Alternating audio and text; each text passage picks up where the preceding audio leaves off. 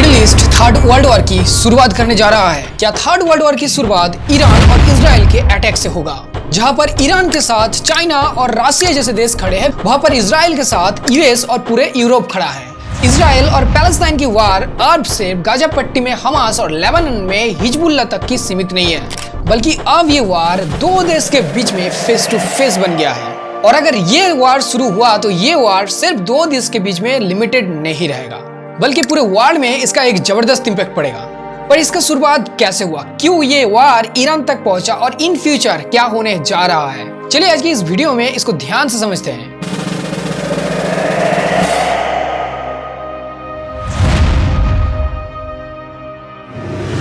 दोस्तों, इस चीज को समझने के लिए हमें कुछ महीने पहले जाना होगा 7 अक्टूबर 2023 में, जब हमास ग्रुप ने इजराइल पर एक डेडली अटैक किया था। इस अटैक से पूरे इजराइल में सनसनी मच गई थी। हमास के ग्रुप ने इजराइल पर घुसकर इनोसेंट सिटीजन्स पर निशाना बनाया था और तब से इजराइल और पैलेस्टाइन के बीच में जंग छिड़ा हुआ था। पर यह जंग सिर्फ हमास के साथ इजराइल का नहीं था, बल्कि इनडायरेक्टली ईरान के साथ भी था। पर कैसे, आइए समझते हैं। दोस्तों, IRGC ईरान का एक ऐसा प्राइवेट आर्मी है जो कि अनऑफिशियली ईरान के सुप्रीम लीडर के लिए काम करते हैं। ये IRGC का आर्मी हमास ग्रुप के साथ भी है और लेबनान में हिजबुल्लाह के साथ भी है। दोस्तों, इस IRGC के टॉप कमांडर थे मोहम्मद रेजा जाहिदी। इजराइल में किया गया हमास अटैक के पीछे मोहम्मद रेजा जाहिदी मास्टरमाइंड थी और इसलिए इजराइल मोहम्मद रेजा जाहिदी के ऊपर टारगेट किया। एंड 1 अप्रैल 2024 में सीरिया में लोकेटेड ईरानियन कंसुलेट पर अटैक करके जाहिदी को मार गिराया। और बस इससे ईरान के supreme leader Ayatollah Khamenei Israel के ऊपर डायरेक्ट अटैक करने का फैसला लेते हैं। 14 अप्रैल 2024 में लगभग 300 से भी ज्यादा मिसाइल ईरान ने इजराइल के ऊपर छोड़ा, जिसमें से 170 ड्रोन्स, 30 क्रूज मिसाइल एंड 120 से भी ज्यादा ब्लास्टिक मिसाइल शामिल था। पर इसमें से एक भी मिसाइल्स कामयाब नहीं हुआ। हर एक मिसाइल्स एंड ड्रोन्स को मार गिराया गया इजरायली डिफेंस सिस्टम के द्वारा। दोस्तों, इजराइल की डिफेंस सिस्टम को दुनिया के one of the best defence system कहा जाता है। पर क्यों? क्योंकि इस डिफेंस सिस्टम के अंदर कुछ एडवांस्ड लेवल के टेक्नोलॉजी को यूज किया गया है, जिसमें सबसे ज्यादा मजबूत है आयरन डोम सिस्टम और एरो 3 सिस्टम। इसके अलावा डेविड्स स्लिंग भी एक powerful mid range defence system है। आयरन डोम की अगर बात करें तो आयरन डोम अपने आसपास 70 किलोमीटर रेंज के अंदर किसी भी रॉकेट्स या आर्टिलरी सेल्स को डिस्ट्रॉय कर सकता है। एरो 3 सिस्टम एक लॉन्ग रेंज का डिफेंस सिस्टम है। इसका रेंज यूजुअली 1000 से 2000 किलोमीटर तक है। मतलब ये डिफेंस सिस्टम ईरान के अंदर ही उनके मिसाइल्स एंड ड्रोन्स को तबाह कर सकता है। इस तरीके का सिर्फ एक नहीं बल्कि कई मल्टीपल डिफेंस सिस्टम पूरे इजराइल के अंदर लगाया हुआ है, जिससे कि पूरा इजराइल एक सेफ डिफेंस सिस्टम के अंदर है। इस डिफेंस सिस्टम को बनाने में यूएस इजराइल की मदद की थी एंड फाइनेंशियली उसको सपोर्ट किया था। वैसे एक बात यहाँ पर बहुत ज्यादा गौर करने वाली है कि इस अटैक के अगेंस्ट इजराइल को और एक मुस्लिम कंट्री ने मदद किया था, वो है जॉर्डन। जी हाँ, सही सुना दोस्तों, यही जॉर्डन जो कि एक वक्त इस इजराइल को खत्म करना चाहता था। आपको शायद 6 डे वॉर के बारे में पता ही होगा, जब मिडिल ईस्ट के सारे देश मिलकर इजराइल को खत्म करना चाहता था, जिसमें जॉर्डन भी शामिल था। पर फॉर्चुनेटली इजराइल हर एक देश को तब टक्कर देकर सरवाइव किया था, जिसका नतीजा आज इजराइल के मिलिट्री फोर्स और टेक्नोलॉजी इतना ज्यादा एडवांस है, तगड़ा है। पर यह पर एक सवाल आता है दोस्तों कि जॉर्डन इजराइल की मदद भला क्यों करे? वेल, इसका कारण है ईरान का डोमिनेटिंग मेंटालिटी। साल 1979 में जब से आयतुल्लाह खमेनी ईरान का लीडर बना है, तब से ईरान का मेंटालिटी वर्ल्ड मुस्लिम लीडरशिप की तरफ रहा है और ईरान सारे मुस्लिम देश को जैसे सीरिया, लेबनान को अपने तरीके से यूज कर रहे थे।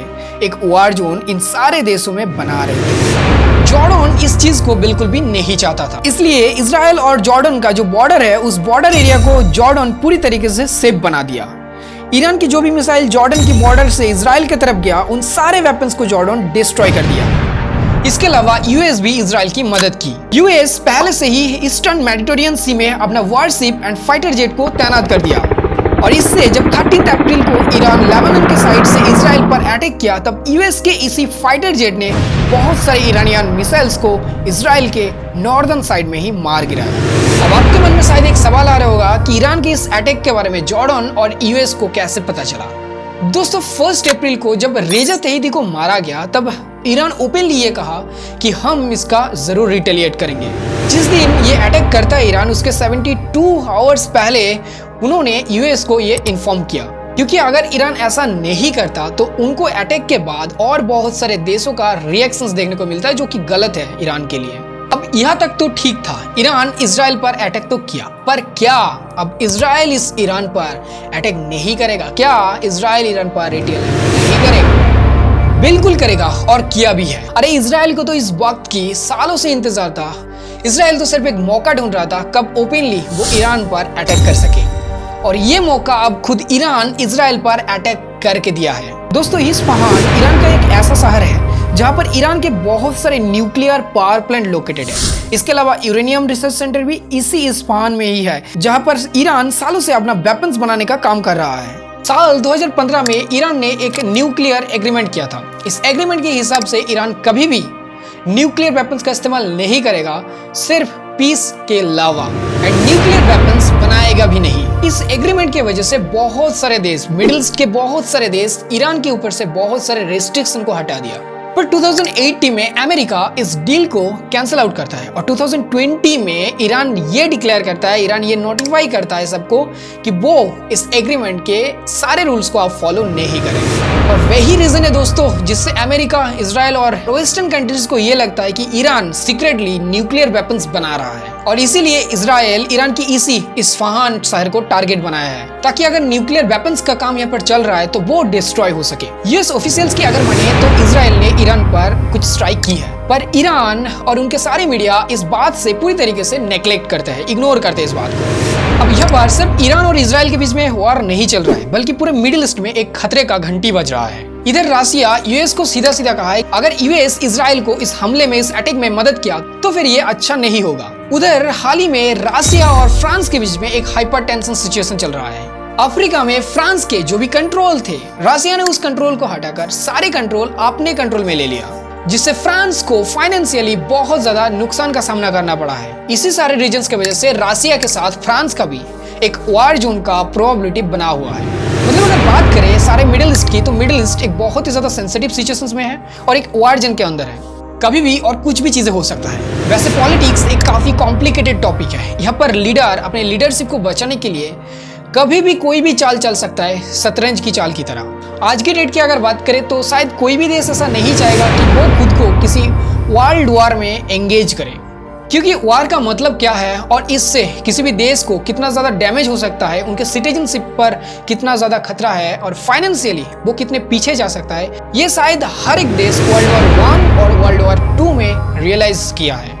1940 एंड 1939 में जो भी वेपन्स थे वो तो सिर्फ एक टेस्टिंग एरा में थे, पर आज के डेट में 2024 में दुनिया के लगभग हर एक देश के पास इतना डेडलीस्ट वेपन है कि अगर वर्ल्ड वॉर शुरू होता है तो इस दुनिया को बचाना नामुमकिन होगा। और ये जो पीस शब्द है हमारे डिक्शनरी से, वो हमेशा हमेशा के लिए रिमूव हो जाएगा। और इसी वजह से अगर वर्ल्ड वॉर का चांस थोड़ा सा भी है, फिर भी शायद कोई भी देश इसको आगे ले जाना नहीं चाहेगा। और यही होप रखा जा सकता है कि ये वार इजराइल और ईरान के बीच में ही एग्जिस्ट करे और सिविलियंस को कम से कम इंजॉय। बाकी आपका क्या ओपिनियन है इस सारे टॉपिक पर, हमें कमेंट में जरूर बताइए। और ऐसे इन्फॉर्मेटिव वीडियोस के लिए हमारे चैनल को सब्सक्राइब जरूर कीजिए और पास में रखा हुआ उस बेल आइकन को भी दबा दीजिए। इस वीडियो के पास आप मेरे इन सारे वीडियोस को देख सकते हो, ये भी बहुत ज्यादा इन्फॉर्मेटिव और इंटरेस्टिंग है। तो बस आज के लिए इतना ही, मिलते हैं उसकी नेक्स्ट वीडियो में। तब तक के लिए आप स्वस्थ रहिए, सावधान रहिए। जय हिंद, जय भारत।